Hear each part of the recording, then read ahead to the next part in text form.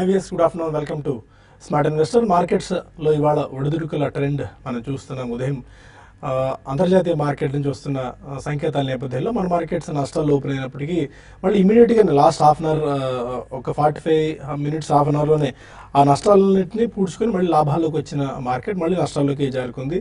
ఇలా లాభ నష్టాల మధ్య మార్కెట్లో దొబ్బూచులాడుతున్నాయని చెప్పుకోవాలి. ఇవాళ 8128 దగ్గర ఓపెన్ అయిన నిఫ్టీ ఒక దశలో 8226 పాయింట్ల గరిష్ట స్థాయికి చేరినప్పటికీ మళ్ళీ అదే స్థాయిలో 8121 లోయర్ లెవెల్స్ కూడా మనం టచ్ అవ్వడం చూసాం. నిఫ్టీ యాజ్ ఆఫ్ 8180 పాయింట్స్ దగ్గర నిఫ్టీ ట్రేడ్ అవుతుంది. పీక్ నుంచి అంటే ఇవాళ ఇంట్రాడే హై నుంచి ఆల్మోస్ట్ 45 పాయింట్స్ దాకా నష్టపోయిందని చెప్పుకోవాలి. ఎఫ్ఎంసీజీ ఫార్మా ప్యాక్ కాస్త మనకి వీక్గా కనిపిస్తుంటే ఐటీ బ్యాంకింగ్ మాత్రం చాలా స్ట్రాంగ్ ట్రెండ్ ఇవాళ మనం చూస్తున్నాము. ఇవాళ 52 వారాల గరిష్ట స్థాయిని టచ్ చేసిన స్టాక్స్ దాదాపు 17 దాకా కనిపిస్తున్నాయి. అందులో హిందుస్థాన్ జింక్ ఒకటి, Indraprastha Gas, KRBL, Merck, Shilpa Medicare, Ujas Energy లాంటి కౌంటర్స్ ఉంటే 52 వీక్ లో టచ్ చేస్తున్న వాటిలో బిఎస్ లిమిటెడ్ లాంటి కౌంటర్ మనం పదే చెప్తూనే ఉన్నాం, ఈ స్టాక్ నుంచి బయటకు వచ్చేయండి, Hyderabad based company almost dead stock లాగే స్టాక్ తయారైపోయిందని చెప్పి ఆ స్టాక్ ఇవాళ మళ్ళీ 50 వీక్ లో టచ్ చేసింది. రామ్కో సిమెంట్స్ కూడా బాగా వీక్గా ఉంది. అండ్ కొన్ని స్పెసిఫిక్ స్టాక్స్ కూడా డిస్కస్ చేద్దాం. అందుకంటే ముందు ఇవాళ మార్కెట్ ఓవర్వ్యూ తెలుసుకుని specific stock recommendations and specific stock ఇవి మనం చూద్దాం. ఇవాళ ట్రెండ్ ఎలా చూస్తారు మీరు? 8200 ఆల్మోస్ట్ క్రాస్ అయ్యి ఇవాళ 20 పాయింట్స్ పైకి వెళ్ళింది. మళ్ళీ ఒక 10-15 పాయింట్స్ ఏదర్ సైడ్ మూమెంట్ ఉంది. అంటే లాస్ కొద్దిసేపు మళ్ళీ ప్రాఫిట్స్లో ఒకసేపు. యూరోపియన్ మార్కెట్స్ ఇప్పుడు ఓపెన్ అయిన తర్వాత కొద్దిగా మన మార్కెట్స్ కూడా బయింగ్ కనిపిస్తుంది. అందుకే 8191 దగ్గర ట్రేడ్ అవుతుంది నిఫ్టీ ఆల్మోస్ట్ 10 పాయింట్స్ ప్లస్లో. అంటే ఇంతకుముందు మనం బులెటిన్ స్టార్ట్ అయిన పాయింట్స్ నుంచి 15-20 పాయింట్స్ దాకా రైజ్ చూస్తున్నాం. ఓవరాల్ గా మార్కెట్ అయితే ఇంకా వీక్నెస్ లోనే ఉందనుకోవచ్చు. ఇవాళ మార్కెట్ ఓపెనింగ్ లో చూసాము 60-50 పాయింట్లు సడన్ గా ఒక నీ జర్క్ రియాక్షన్ అయిన ఉంటేనే బాగా లోయర్ రేట్ నుంచి బాగా తేరుకోవడం మనం చూసాము. పూర్తిగా మన మార్కెట్ చూస్తే కనుక యూరోపియన్ మార్కెట్స్ అంతగా వీక్ గా ఉండదన్న ఉద్దేశంతో, పైగా లాస్ట్ 1 వీక్ గా ఒకసారి మనం గమనిస్తే ఎఫ్ఐస్ కూడా ఇండెక్స్ లోను, స్టాక్ ఫ్యూచర్స్ లోను, ఈక్విటీలోను స్వల్ప బయర్స్ గా ఉన్నారు. సో కాబట్టి మన మార్కెట్ కూడా కొంచెం లోయర్ రేట్ నుంచి బాగా ఇన్స్టిట్యూషనల్ యాక్టివిటీ బయింగ్ సడన్ గా రావడంతో మన మార్కెట్ కూడా పెరగడం చూసాం. కాకపోతే ఆ సపోర్ట్, ఆ మద్దతు 8200 స్థాయి దగ్గర మార్కెట్ నిన్న ఇవాళ కొంచెం నిలదొక్కోలేకపోతుంది. తీవ్రమైన ఒడిదొడుగులతోటి తీవ్రమైన పరీక్షకి ఎదుర్కొంటుంది. ఇవాళ 8200 అనేది చాలా కీలకము. ఇది ఒక short term trend deciding level అనుకోవచ్చు. నిన్న దాని కింద బ్రేక్ డౌన్ వచ్చింది కాబట్టి రెండో రోజు కూడా ఈ లెవెల్లో ఒకసారి ఒక పుల్ బ్యాక్ రికవరీ మనం చూసాము. ఇవాళ కూడా మార్కెట్ 8200 పైన స్ట్రాంగ్ గా క్లోజ్ అయ్యి, అలాగే రేపు కూడా ఫస్ట్ హాఫ్ కనుక 8200 పైన కనుక నిలదొక్కుందంటే మార్కెట్ లో ఒక పాజిటివ్ ట్రెండ్ వచ్చింది అనుకోవచ్చు. అలా కాకుండా ఇవాళ కూడా ఇదే స్థాయిలో 8200 కింద కనుక క్లోజ్ అవుతే మార్కెట్ లో ఒక షార్ట్ టర్మ్ కరెక్షన్ లోకి వెళ్లే అవకాశాలు కనిపిస్తుంది. అలాగే బ్యాంక్ నిఫ్టీ కూడా 18500 దగ్గర చాలా కీలకమైన మద్దతు ఉంది. మొన్న 4 రోజుల క్రితం ఎప్పుడైతే ఈ లెవెల్ బ్రేక్ అయిందో అప్పటి నుంచి కొంచెం కరెక్షన్ ట్రెండ్ లోకి వెళ్ళటం మనం చూస్తున్నాము. ఈ బహుశా ఈ 2-3 రోజుల్లో రేపు ముఖ్యంగా వీక్లీ క్లోజింగ్ కూడా ఉంది కాబట్టి టెక్నికల్ గా 18500 పైన కొంచెం స్థిరపడాలి. అప్పుడే కొంచెం మార్కెట్ లో ఒక పాజిటివ్ ట్రెండ్ వచ్చే అవకాశం ఉంది.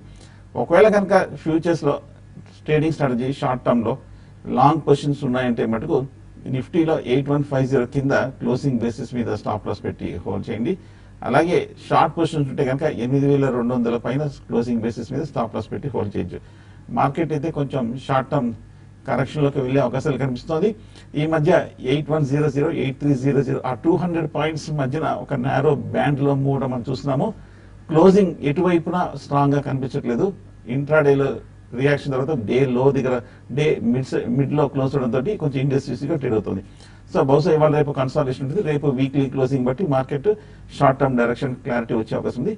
అందువల్ల మార్కెట్ ఇంకా కరెక్షన్ లోనే ఉందనుకోవచ్చు. అరుణ్, మీరు ఎలాంటి ఫండమెంటల్ ఓవర్వ్యూ చూస్తున్నారు మార్కెట్స్? ఎందుకంటే అమెరికన్ ఫెడ్ సంబంధించి చాలా రోజు నుంచి ఆ డెసిషన్ గురించి చూస్తున్నాము. 25 బేసిస్ పాయింట్స్ పెంపు ఉంటుందని చెప్పి స్టీడీ పార్టీకి ఎక్స్పెక్ట్ చేస్తూ వచ్చింది. అందుకు తగ్గట్టే 25 బేసిస్ పాయింట్స్ 25% అంటే 0.5% వడ్డీ రేట్లు పెంచారు వాళ్ళు. అండ్ 2017లో మేబీ మరొక 3 సార్లు పెంచే అవకాశాలు ఉన్నాయన్న ఒక సంకేతం కూడా మనకి ఇంటర్నేషనల్ మార్కెట్స్ నుంచి వస్తుంది. ఈ నేపథ్యంలో ఇక నెక్స్ట్ ట్రిగ్గర్ మార్కెట్స్కి బడ్జెట్ కాబోతున్నాయి. ఎలాంటి ట్రెండ్ మీరు అబ్జర్వ్ చేస్తున్నారు? సో మార్కెట్స్ వచ్చేసి మీరు అన్నట్టుగా నిజంగా ఫెడ్ ఒక డెసిషన్ పైన ఆల్రెడీ డిపెండ్ అయ్యిందండి. వాళ్ళు 0.25 కరెక్షన్ అనేది యునానిమస్గా వచ్చింది. వాళ్ళ దగ్గర ఉన్న మొత్తం కౌన్సిల్లో యునానిమస్గా డెసిషన్ అది. సో వాళ్ళు నెక్స్ట్ ఒక 3 రేట్ కట్స్ అనేది ఎక్స్పెక్ట్ చేస్తున్నారు. బట్ ఐ థింక్ ఒక 2 రేట్ కట్స్ మాత్రం రావచ్చు. వాళ్ళు ఇంటర్నేషనల్ మార్కెట్స్ కానివ్వండి, లేబర్ డేటా కానివ్వండి, అన్ఎంప్లాయ్మెంట్ డేటా వాళ్ళది చాలా పాజిటివ్గా ఉంది, 4.6 లెవెల్లో ఉంది. చాలా ఆప్టిమిస్టిక్గా ఉంది ఆ లెవెల్ కూడా. ఇవన్నీ చూసుకున్నా కూడా ట్రెండ్ ప్లస్ ఆయిల్ లెవెల్ మనకి నాన్ ఓపెక్ ఒపెక్ మధ్యలో ఏదైతే జరిగిందో వాళ్ళు కన్సెన్సస్ రీచ్ అవ్వలేకపోయారు. సో నాన్ ఓపెక్ కంట్రీస్ ఏదైతే ఉన్నాయో కెనడా, యూఎస్ అండ్ బ్రెజిల్, వాళ్ళ దగ్గర నుంచి సప్లై కట్ ఉండకపోవచ్చు. సో అందువల్ల మనకి ఈ స్లైడ్ కరెక్షన్ కూడా ఆయిల్లో కనబడుతుంది. 55-60 లెవెల్స్ అనుకున్న వాళ్ళు ఇప్పుడు 54లో ట్రేడ్ అవుతుంది, ఆల్మోస్ట్ 53.8లో ట్రేడ్ అవుతుంది ఆయిల్. సో ఇవన్నీ చూసుకున్నా కూడా కొంచెం డాలర్ స్ట్రాంగ్ అవుతుంది. ఈ 3 ఫ్యాక్టర్స్ని దృష్టిలో పెట్టుకొని మార్కెట్ కొంచెం రేంజ్ బౌండ్గా ట్రేడ్ అవుతూ ఉండొచ్చు. ప్లస్ మీరు అన్నట్టుగా నిజంగానే బడ్జెట్ అనేది నెక్స్ట్ దగ్గర అవుతుందండి. సో మన డేటా కూడా సిపిఐ డేటా మనకి సిపిఐ వచ్చేసి 3.63, హోల్సేల్ ప్రైస్ డబ్ల్యూపీఐ వచ్చేసి 3.15 and RBI GDP growth rate ఒక 7.1%. ఇవన్నీ కొంచెం పాజిటివ్గా కనబడుతున్నాయి.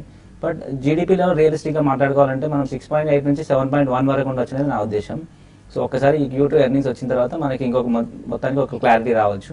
దాని తర్వాత మనము మొత్తానికి అయితే మార్కెట్స్ రేంజ్ బౌండ్లో ట్రేడ్ అవుతాయని మీరు అన్నట్టుగా బడ్జెట్ ఒక నెక్స్ట్ ట్రిగర్ లాగా ఉండొచ్చు. కానీ ఇండెక్స్ పరంగా ఏదర్ సైడ్ అంటే లోయర్ సైడ్ ఇంకా ఏ మేరకు చూస్తున్నారు, అప్ సైడ్ ఏ మేరకు వెళ్ళొచ్చు? ఎందుకంటే 8,200 అనేది ఒక బాటం లాంటిది ఒకటి ఏర్పడినట్టు అర్థం చేసుకుంటున్నాము. ఎందుకంటే ఎంత పానిక్ సిచ్యువేషన్స్ వచ్చినా కూడా దాని స్థాయి కంటే కిందికి దిగట్లేదు.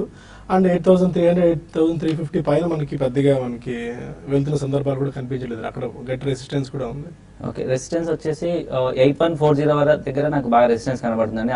అంటే ఐ మీన్ సపోర్ట్ కనబడుతుంది. దానికి కిందకి వెళ్ళదని నేను అనుకుంటున్నాను. ఈ నెలలో వచ్చిన ఎఫ్ఐఐ సెల్లింగ్ ప్రెజర్ మొత్తం మన డొమెస్టిక్ ఇన్వెస్టర్స్ అబ్జర్వ్ చేసుకున్నారు. సో అలా చూసుకున్నా కూడా 8.40 అనేది మంచి సపోర్ట్ లాగా ఫామ్ అవుతుంది.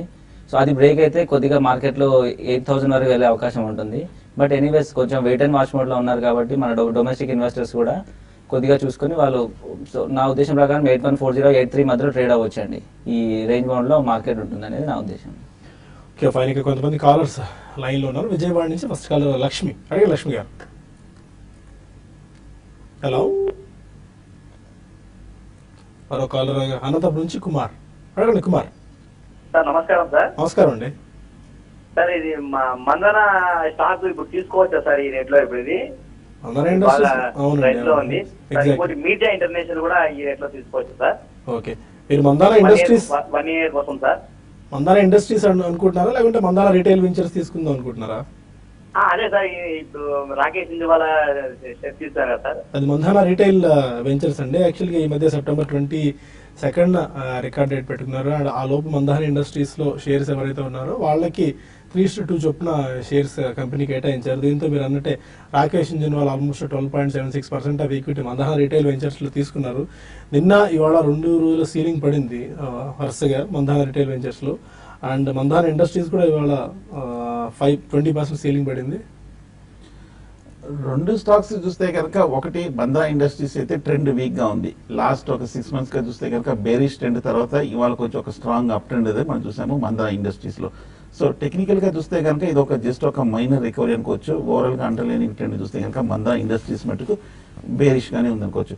అలాగే మందన రీటైల్ చూస్తే కనుక జస్ట్ మొన్న క్వార్టర్ రిజల్ట్స్ మటుకు 9 crores వచ్చింది. ప్రీవియస్ హిస్టరీ అయితే పెద్ద ఏమీ లేదు.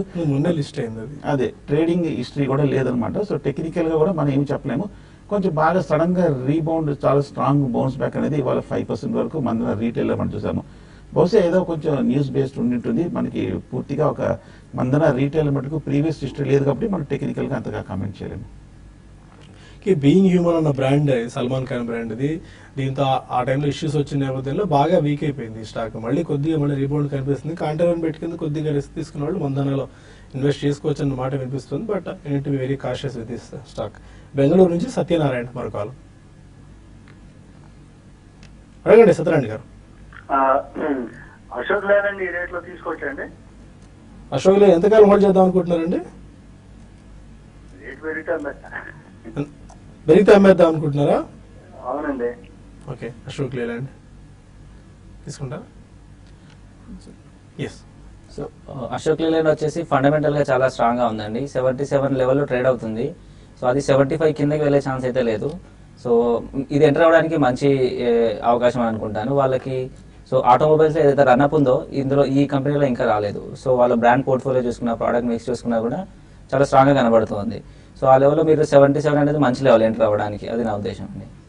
హైదరాబాద్ నుంచి రామ్ మరో కాలర్. అడగండి రామ్. హలో, చెప్పండి. గుడ్ ఆఫ్టర్నూన్ అండి. గుడ్ ఆఫ్టర్నూన్ సార్, చెప్పండి. డోనియర్ ఇండస్ట్రీస్ కరెంట్ గా నేను 79 లో తీసుకున్నానండి. ఓకే. సో ఇది బై కాల్ లేకపోతే సెల్ కాల్ అంటారా? It is currently at 59. ఎంతకాలం హోల్డ్ చేద్దాం అనుకుంటున్నారు మీరు?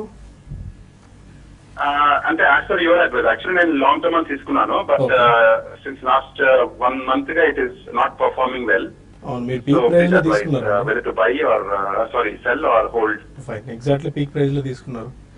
టెక్స్టైల్స్ అన్ని కూడా బాగా స్ట్రాంగ్ గా పెర్ఫామ్ చేయడం మనం చూసాము. అలాగే డోనియర్ ఇండస్ట్రీస్ చూస్తే కనుక 15 రూపాయల నుంచి 80 రూపాయల వరకు బాగా పెరిగింది.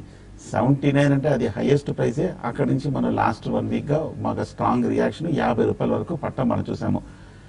నా ఉద్దేశం కొంచెం టైమింగ్ రాంగ్ అని అనిపిస్తోంది. బాగా పీక్ లో ఓవర్ బాట్ పొజిషన్ లో తీసుకున్నారు. నా ఉద్దేశం అయితే కనుక షార్ట్ టర్మ్ లో అయితే ఒక ర్యాలీ వస్తే కనుక 65-70 ఇంచుమించు మీ రేట్ వస్తే కనుక ఎగ్జిట్ అయిపోవడం మంచిది. అలాగే ఫండమెంటల్ గా చూస్తే కూడా పెద్ద ఏమీ స్ట్రాంగ్ గా కనిపించట్లేదు. ప్రైస్ కూడా చూస్తే కనుక కొంచెం ఓవర్ వాల్యూడ్ గా కనిపిస్తుంది కాబట్టి కాషియస్ గా ఉండండి. విజయవాడ నుంచి Raju Marakala. Sir good morning sir. Morning, చెప్పండి. Good afternoon. గుడ్ ఆఫ్టర్నూన్ చెప్పండి. Sir, Bajaj finance, capital first, Divi's lab and Kalyan steel sir. Okay. ఇది ఫండమెంటల్ గా చెప్పాలి, లాంగ్ టర్మ్ యూజ్ తీసుకున్నాను.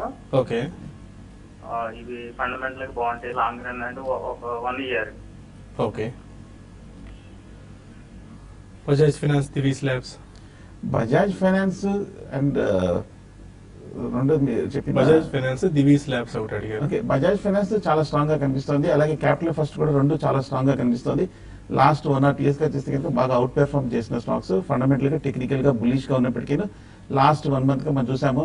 మన డిమానిటైజేషన్ వచ్చినప్పటి నుంచి స్ట్రాంగ్ రియాక్షన్ కూడా మనం చూసాము. సో షార్ట్ టర్మ్ అయితే కనుక ఈ రెండు స్టాక్స్ కి రన్ అప్ అయినట్టు కనిపిస్తుంది. ఒక short term two medium term సర్దుబాటు దశలో ఉంది కాబట్టి ప్రస్తుతానికి ఉన్నాయంటే కనుక హోల్డ్ చేయండి. ఫ్రెష్ బయింగ్ అయితే అవాయిడ్ చేయండి. అలాగే దివీస్ ల్యాబ్ కూడా మనం చూస్తున్నాము. మొన్న కొంచెం రిజల్ట్స్ వచ్చినప్పటి నుంచి కొంచెం డౌన్ ట్రెండ్ లో చూసాము. 1380 రూపాయల నుంచి ఈ స్టాక్ 1100 వరకు పట్టం మనం చూసాము. ఆ తర్వాత ఈ లాస్ట్ 1 week గా చూస్తే కనుక బాగా కన్సాలేషన్ దశలో ఉంది. బాగా 1100 పైన కొంచెం బాగా మద్దతు తీసుకొని కొంచెం ఒక అప్వర్డ్ బ్రేక్ కోసం ప్రయత్నిస్తుంది. దివీస్ ల్యాబ్ షార్ట్ టర్మ్ లో తీసుకోవచ్చండి. ఈ లెవెల్లో కొంచెం లాంగ్ టర్మ్ సపోర్ట్ కూడా ఉంది కాబట్టి ఒకవేళ ఈ లెవెల్లో తీసుకుంటే కనుక క్లోజర్ టు 1150, షార్ట్ టర్మ్ అయితే 1100 కింద స్టాప్ 1050 కింద స్టాప్ లాస్ పెట్టి హోల్డ్ చేయండి. హైదరాబాద్ నుంచి కృష్ణారెడ్డి ప్రకాల. రేణు కృష్ణారెడ్డి గారు. హలో, నమస్కారం అండి అందరికి. నమస్కారం అండి, చెప్పండి. సార్ ఏం లేదండి, ఇప్పుడు టాటా మోటార్స్ అండ్ కెంఫాబ్ ఇప్పుడు ఎంటర్ కావచ్చా అండి? Tata motors and Chemfab alkalis. అవునండి. ఎంతకాలం హోల్డ్ చేద్దాం అనుకుంటున్నారు? ఒక 1 year sir. Tata motors, Arvind, Tata motors ఈ టైంలో ఎంటర్ అయ్యేందుకు ఉందా, కనిపిస్తుంది ఆపర్చునిటీ? టాటా మోటార్స్ ఆల్మోస్ట్ ఆ రన్అప్ అయిపోయిందనే నా ఉద్దేశం అండి. కొద్దిగా ఈ లెవెల్స్లో నేను ఎంటర్ అవ్వద్దనే చెప్తాను. సో రీసెంట్ రిజల్ట్స్ తర్వాత కూడా కొంచెం ఈ ఇష్యూ సార్ట్ అవుట్ అయ్యేంత వరకు, వాళ్ళ మేనేజ్మెంట్ ఇష్యూ ఏదైతే సార్ట్ అవుట్ అయ్యేంత వరకు కొద్దిగా వెయిట్ చేయమని చెప్తాను నేను. And Chemfab alkalis. Chemfab alkalis చూస్తే కనుక లాస్ట్ ఫ్యూ క్వార్టర్స్ ఫండమెంటల్ గా కొంచెం స్ట్రాంగ్ స్టడీ రిజల్ట్స్ మనం చూసాము. అలాగే ఓవరాల్ గా ఈ సెక్టర్ కూడా బాగా బుల్లిష్ ట్రెండ్ తో వెళ్ళడం కూడా మనం చూసాము. టెక్నికల్ గా చూస్తే కనుక 75 రూపాయల నుంచి 350 రూపాయల వరకు 3-4 రెట్లు పెరగడం మనం చూసాము. ఈ స్టాక్ పూర్తిగా ఒక ఓవర్ బాట్ పొజిషన్ లో ఆ 350 లెవెల్స్ దాటలేకపోతుంది. అక్కడ 350కి వచ్చినప్పుడు కొంచెం స్ట్రాంగ్ సెల్లింగ్ ప్రెషర్ తోటి ఈ మధ్య కొంచెం పట్టం మనం చూసాము. అలాగే ప్రైస్ కూడా చూస్తే కనుక వాల్యుయేషన్ ప్రకారం పూర్తిగా ఈ ప్రైస్ వాళ్ళ పెర్ఫార్మెన్స్ కి పూర్తిగా రిఫ్లెక్ట్ అయినట్టు కనిపిస్తుంది. కాబట్టి షార్ట్ టర్మ్ లో కొంచెం ఈ దశలోనే కంటిన్యూ అయ్యే అవకాశాలు కనిపిస్తుంది.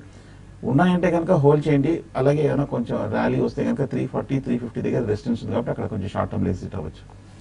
మైలవరం నుంచి శేఖర్ మరో caller. Renu Shekhar. Hello sir చెప్పండి సార్. క్వశ్చన్ అడిగాను, మీరే చెప్పాలి.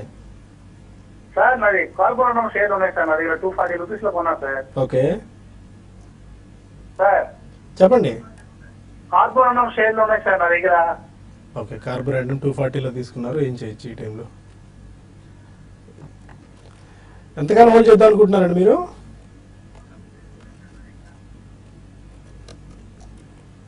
ఓకే, కార్బోరేటర్ కార్బోరేటర్ కూడా ఈ మధ్య కొంచెం 240లో ఎగ్జాక్ట్ సేమ్ ప్రైస్ లోనే ఉంది. 242 రూపీస్ దగ్గర ట్రేడ్ అవుతుంది.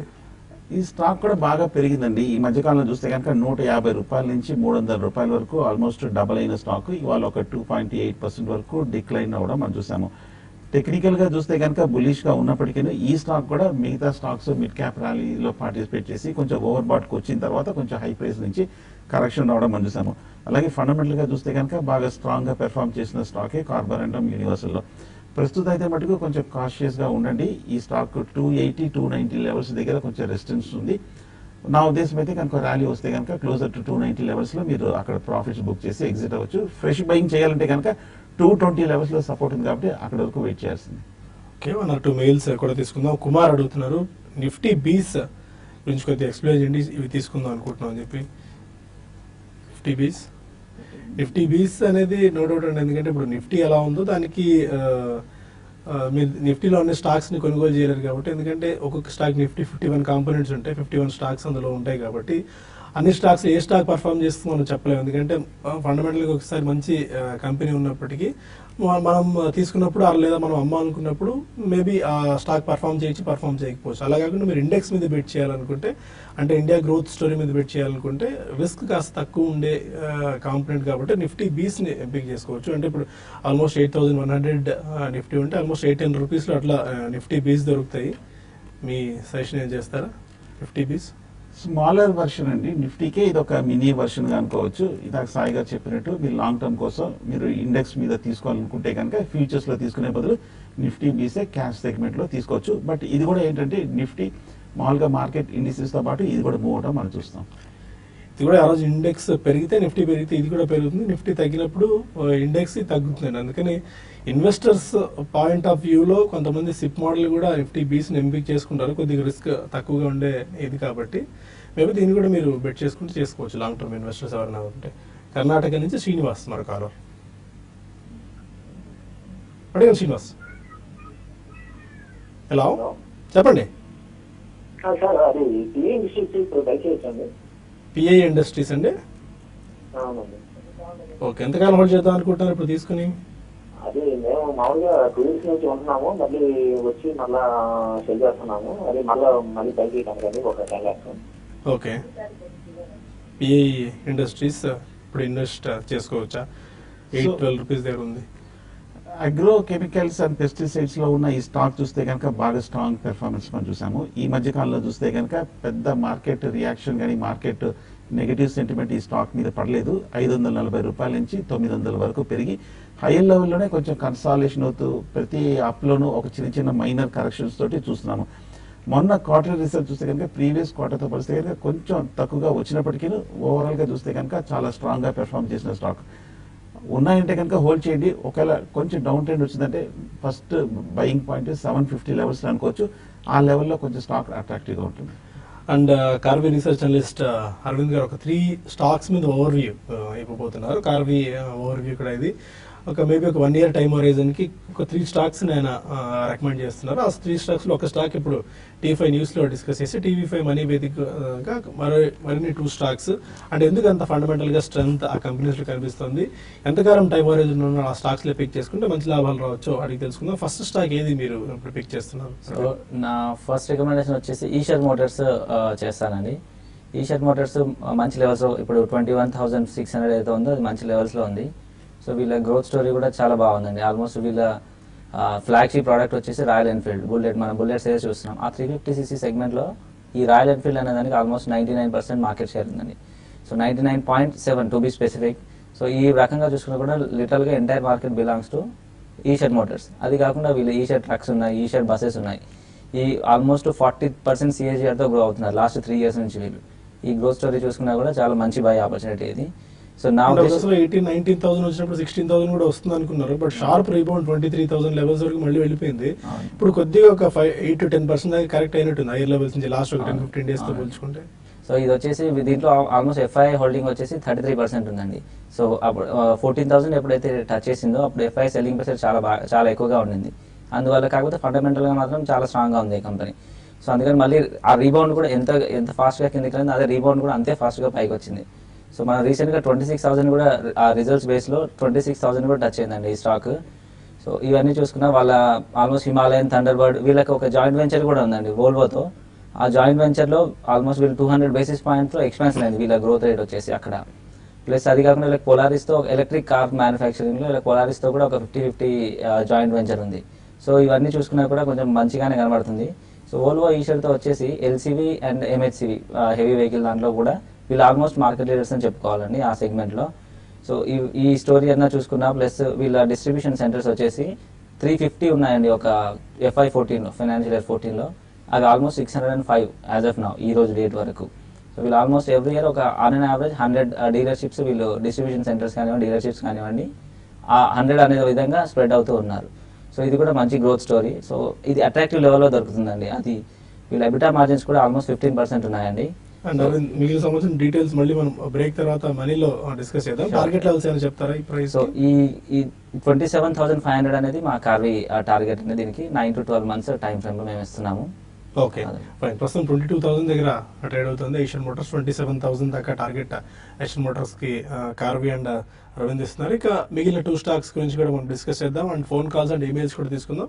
ఒక చిన్న బ్రేక్ తీసుకొని TV5 మనీలో కలుద్దాం యూట్యూబ్ వేదిక ద్వారా. అక్కడ మరిన్ని స్టాక్స్ గురించి మనం డిస్కస్ చేద్దాం. Stay with us.